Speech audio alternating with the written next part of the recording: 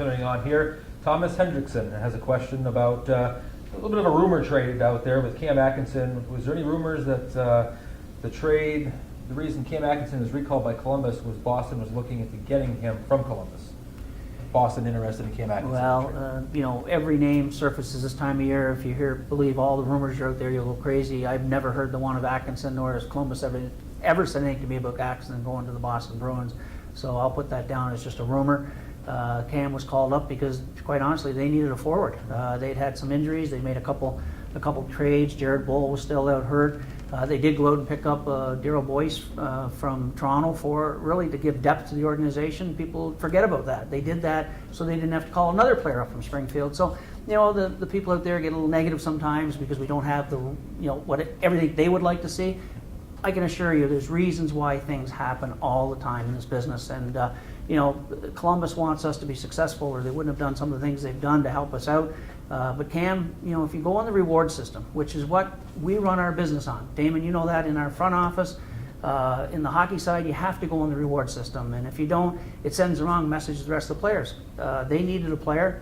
Cam was going great guns, deserved that opportunity, and he's up playing in the National Hockey League. Whether we get him back or not remains to be seen. But isn't it interesting? We didn't have Cam this weekend, and we won all 3 games. So it's opportunities for other players to step up. And you see guys like Max Mayorov, 5 points in 2 games, and Alexander Giroux, 2-point efforts in back-to-back games. You start seeing some of the depth there that you may not have seen. Well, you see the depth, and you see a guy like Max Mayorov now killing penalties, and he's got such great speed. He's going to get opportunities on the shorthanded, which he did. Scored a goal the other day shorthanded, and has had other opportunities shorthanded. So, as I said before, every time a player goes up, as long as you have the depth, it gives other players opportunities. Now, that all said and done, do we miss Cam? Absolutely miss Cam. But you know what? He's in the National Hockey League. That's where he wants to be. If he gets sent back down, I say if he gets sent back down, great. But we go on with what we have here, and we win with what we have here. Absolutely. Continuing on here, Chris. Not going to try to pronounce your last name, Chris, but begins with a T.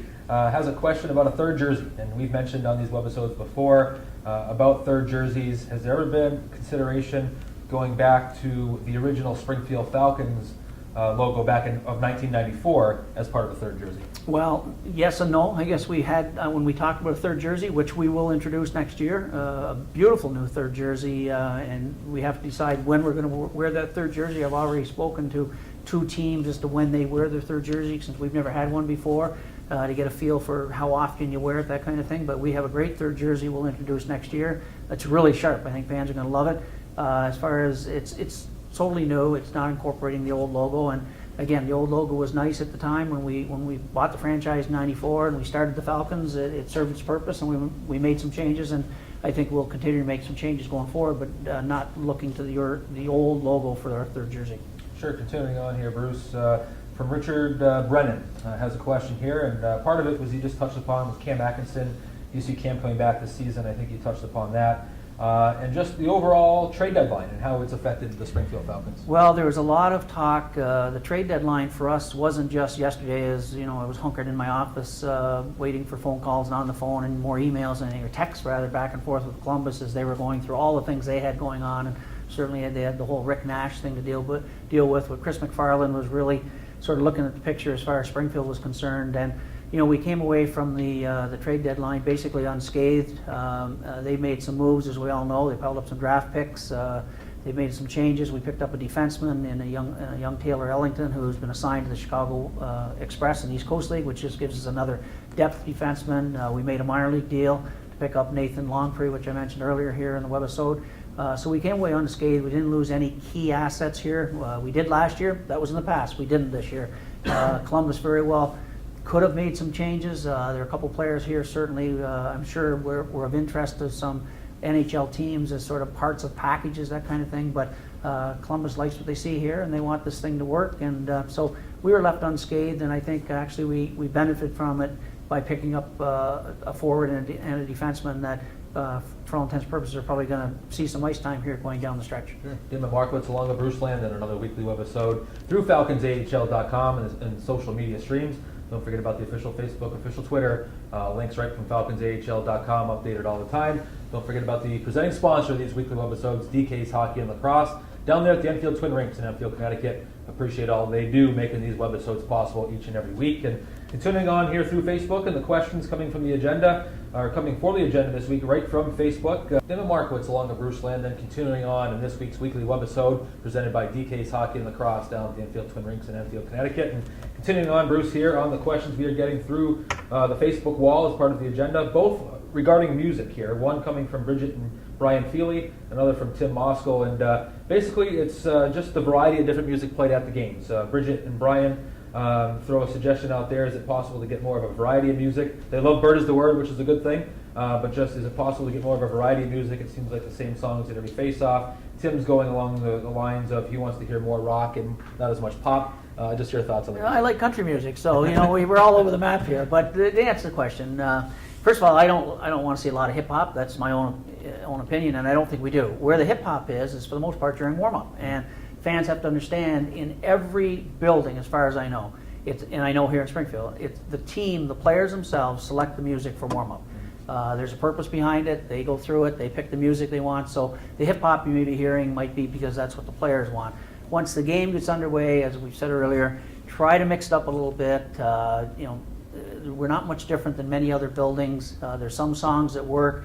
People have to understand it has to be a song that you can hit quickly because you don't have a lot of time. You have time between face-offs, and that's when you play the music, and everything usually tries to tie into what's going on in the game. And I think we do a great job in that. Can we mix it up? Absolutely. So again, I go back to Tim and Brian and Bridget. If they've got some ideas on specific songs, then fire them off and see if Mike can take them and work them into the mix. Yep. Yeah, absolutely. And obviously these are the reasons we do this here, for the feedback. Like I said, still one of the most popular segments we get is when we get the questions on Facebook, we present them to yourself. We saw it all summer long. We're seeing it here during the season. People just enjoy it. It's a great way to stay connected. And Bruce, I just want to, in closing here, talk about we don't have a home game now until March 10th. A little bit of a lull as we go on a 5-game road trip, 4 more remaining after the game in Portland. But down to 7 home games left. 20 games in the season, right there in the hunt. But I want to talk about our March home schedule coming up. One area we've talked about before in these webisodes is playing better at home. 5-2-1 in February was our home record, so we've accomplished that. Really been on a pretty good home streak here. Let's go into March here. So maybe some of the promotions that we have coming up, and just how important it is to play well at home as we get into March here. Well, it's been an interesting year. Our home record has not been great. We've had a good February, but prior to that, we've lost some games at home we should have won. Our home record, had it been better, we wouldn't have been 2 points back. We would have been probably safely into a playoff spot, but you can't live in the past. It's over with. So we do have home games coming up. We have to find a way to win some games at home, certainly at home, and also pick up some road wins if we're going to get into the playoffs. But we want to see some fans down here. It was so refreshing on the last couple home games to see nice crowds, and we're going to March, and we listen to our fans say, if the team's in the thick of it, they're going to support it. The team's in the thick of it. We're right there. It's not just 8th place. 7th, 6th is within range as well. So we need to see fans there. We've got our Pink in the Rink night coming up March 10th, which is always a big night. March 16th is a big Irish night with a lot of things going on with Irish dancers and corned beef sliders and just a lot of events being put on by Mike Mitchell, carnations to the ladies, and of course Ben Jarvis, Green Ellis, the very popular football player from the New England Patriots, coming in to sign autographs, which is just a special touch. That's something new we've tried to do this year for the fans that always say, well, maybe we're not doing enough promotions. We've tried to listen to them. We brought in more promotions this year probably than we've ever done, and I can honestly tell people that we're going to be ramping that up next year. We're going to be really sitting down in the off season and looking at our promotional calendar, what works, what didn't work, and putting some new ideas in place so that when we launch next year, we're going to be launched with a pretty full promotional calendar that will be well supported in advertising, well promoted ahead of time. But that's next year. Right now we have to look at March home games. We got to get some wins certainly, and this team is capable of doing it. And hopefully the fans get out and show this team they're going to support it through down the playoff stretch. Oh, Bruce, take the weekend off. No home games here. Off? Yeah, take it off. Go put your feet up. Well, I'm not going to Norfolk. Let's put it that far. Yeah, it's never a time off, as you know, in this business, Damon. And that's fine. That's what I love about it. Between staying in touch with Columbus and Rob from the road, or yourself, or certainly Charlie with some things. There's never a quiet moment. But this is a great time of year, and nobody wants to see this franchise make the playoffs more than myself and our staff and Charlie certainly. The guys want to make it. Like I said, I'm not making excuses. We've had our share of injuries. We've had our share of some issues that we've had to deal with. But this team is right there, and it's there for the taking. Now it's up to us to see if we can do it. Well, we said this February 1st, and we're going to say it again March 1st. It's March 1st. We're in the hunt. Basically a 20-game season. We're right there, and there's no better time than March. When you're in the thick of things, we've been around this where we've been 15, 20 points out in March.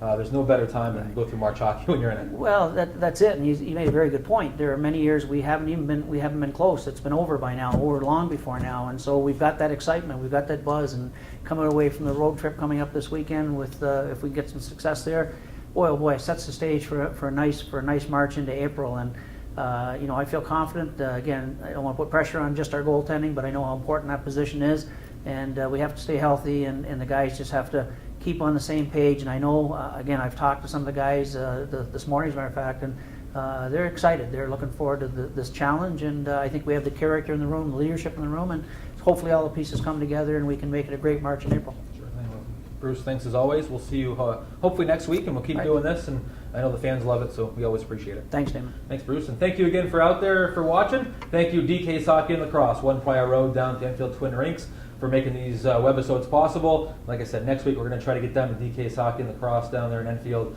do one live from their show, or live from their showroom. Should be a great show. Don't forget about the official Facebook, official Twitter. Get your questions in. Thanks for watching. We'll see you next week.